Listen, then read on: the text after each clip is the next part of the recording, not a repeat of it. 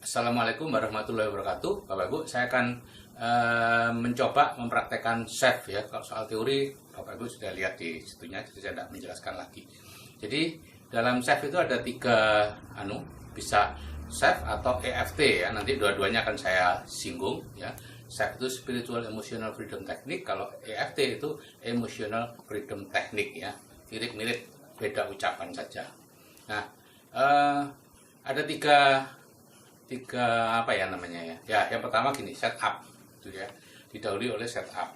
Nah, sebelum setup kita lepas dulu kacamata, kita lepas, kemudian HP dan arloji, kalung, gelang dilepas dulu ya, yang dari logam. Kemudian kita minum ya. Minum dulu satu gelas, sektornya minum, pasiennya juga minum, masing-masing satu gelas supaya kita bisa tidak dehidrasi ya, kecuali pada waktu bulan puasa ya. Nah, jadi pertama adalah setup ya. Setup itu kita mencari titik short point namanya ya. Itu ada di sekitar sini, Bapak Ibu ya. Jadi caranya begini. Nah, di sekitar sini itu didapat titik yang paling nyeri ya, seperti saya di sini. Kalau saya tekan ini nyeri ya, lebih nyeri dibandingkan yang lain ya. Nah, cara yang kedua adalah dengan karate chop ya, sebelah kiri ya, karate chop. Tempat mana kita karate ya. Nah, itu kita tapi lebih bagus di sini ya. Karate chop hanya digunakan kalau misalnya pasien Anda beda jenis ya, dan dia tidak bisa nyari. Nah, setup itu kita mengatakan kalimat-kalimat ya sesuai dengan apa yang kita keluhkan ya. Misalnya keluhan fisik, sakit kepala ya, meskipun ya Allah, meskipun saya sakit kepala ya, cekot-cekot sebelah kanan ya, yang rinci gitu, tapi saya ikhlas, saya pasrahkan semuanya kepadamu ya. Itu kalau EFT, meskipun saya sakit kepala, saya bisa menerima diri saya sendiri ya. Itu kuncinya, perbedaannya di situ ya. Nah, jadi misalnya sakit sakit hati ya, sakit hati atau marah, ya Allah, meskipun saya marah karena ditinggal selingkuh oleh suami, nah, misalnya seperti, atau karena ya Allah, meskipun sambil mentok ini ya, ya Allah, meskipun saya marah karena ditipu oleh orang yang saya percayai ratusan juta, tapi saya ikhlas, saya pasrahkan semuanya kepadamu. Engkau yang paling tahu apa yang terbaik bagiku dan keluargaku ya. Silakan perpanjang, intinya seperti mengeluh, curhat gitu ya. Nah, itu jadi setup ya. Setelah itu tune in ya. Tune in itu ya, itu diucapkan 3 kali ya. Ya Allah saya ini meskipun, ya Allah saya ini meskipun gitu ya. Nah, 3 kali. Setelah itu tune in itu mirip radio, disamakan frekuensinya ya. Kalau sakit fisik, pada saat tune in kita cari posisi yang paling sakit ya. Misalnya pinggang ya, cari coba dulu Pak pinggang, ini posisi paling sakit. Nah, itu dipertahankan. Kemudian ditanya sakitnya dari 1 sampai 10. 1 itu tidak sakit, 10 sangat sakit, berapa angkanya? Itu perlu dianukan dulu oleh dia. Ya sekitar 8 atau 10. Atau sama juga sakit tune in pada fisik, masalah fisik, psikis ya, masalah psikis, maka kita merefer ke belakang lagi ya, pada saat peristiwa itu terjadi. Misalnya waktu remaja dulu ditinggal pacar ya, sakit hatinya masih ada sampai sekarang, nggak bisa move on ya, lihat lagi dulu, coba diingat-ingat, Mbak, dulu gimana pas ditinggal ya, bisa nangis ya. Dulu gimana pas disakiti oleh suami, dulu gimana pas ditipu oleh mitra dan sebagainya ya. Pokoknya kembali ke masa lalu. Itu tune in ya. Kemudian dihitung berapa nilai dari sakitnya itu ya, nilai marahnya berapa, nilai kecewanya berapa, nilai takutnya berapa, dihitung antara 1 sampai 10 berapa, tentukan dulu ya. Kemudian yang ketiga tapping ya. Tapping adalah mengetok-ngetok, ada 18 titik ya, 9 titik utama dan 9 titik tambahan ya. Saya akan lakukan dengan cepat saja. Yang pertama adalah ini. Kita ngetoknya sambil ya Allah saya ikhlas, saya pasrah ya, puncak kepala ini ya. Dan yang kedua adalah pangkal alis ya, pas pangkal alis itu eyebrow ya. Ya Allah saya ikhlas, saya pasrah ya. ada yang katakan 7 sampai 9 ketukan, tapi tidak usah dihitung lah. Ya Allah, saya ikhlas, saya pasrah.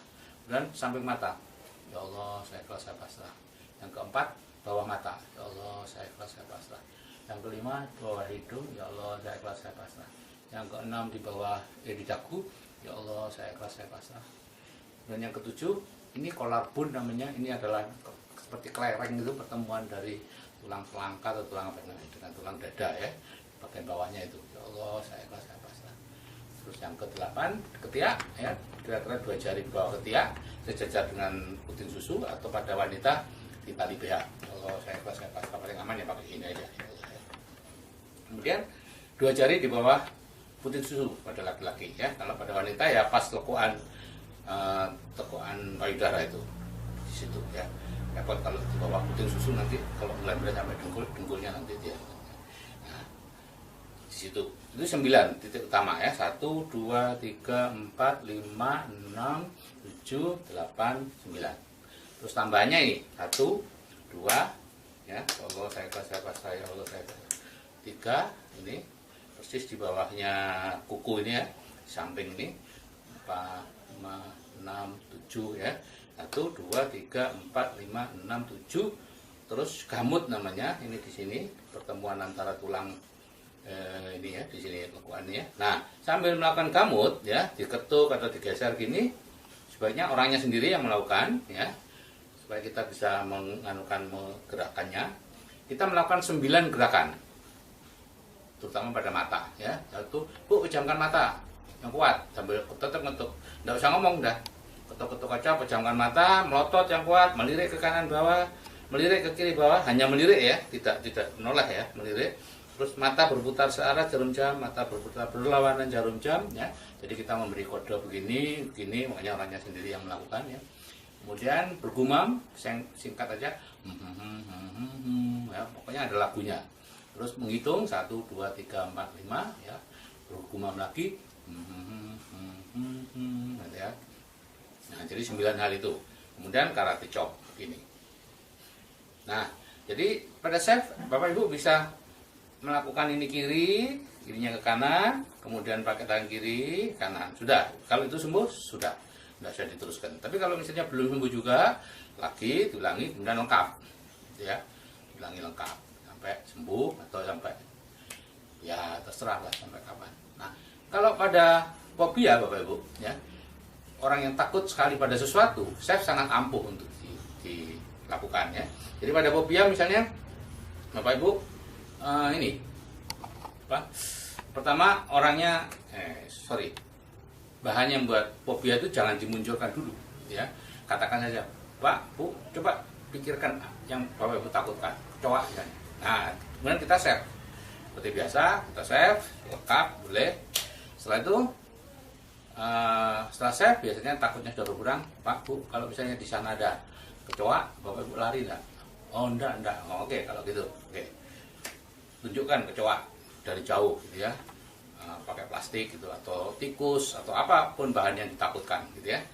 Plastik, terus orangnya suruh maju.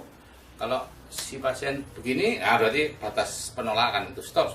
Nah, kita save lagi dengan ucapan tadinya sangat takut, kemudian agak takut, masih takut, tergantung derajat tingkat ketakutannya ya, sampai orang itu bisa berani pegang apa yang ditakutkan. Itu tidak sampai 10 menit, 15 menit lah. Oke, Bapak Ibu, saya kira itu untuk sementara yang bisa saya sampaikan. Nanti ada lagi chef untuk anak-anak. Oh ya, sorry, saya tambahin aja ya sekalian. Kalau chef untuk anak-anak, kalimatnya beda, bukan ikhlas atau pasrah, tapi siapa yang paling berpengaruh? Si ibu misalnya, anaknya sering ngompol atau sering main PlayStation.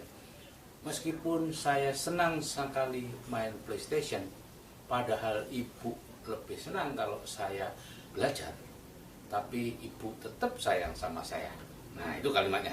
Ya, meskipun saya apa yang dikeluhkan, padahal ibu ingin apa ya. Misalnya, meskipun saya sering kencing di kasur waktu tidur, ya, jangan bilang ngompol ya, kencing di kasur pada waktu tidur, padahal mama atau ibu atau bapak atau nenek lebih senang kalau saya kencing di kamar mandi, tapi mama tetap sayang sama Andi sama Sigit sama siapa ya. Itu 3 kali setupnya. Kemudian tokannya mama tetap sayang sama Sigit, mama tetap sayang, dan seterusnya ya. Jadi itu aja diganti. Oke Bapak Ibu, saya kira itu moga-moga bisa membantu. Saya akhiri. Wassalamualaikum warahmatullahi wabarakatuh.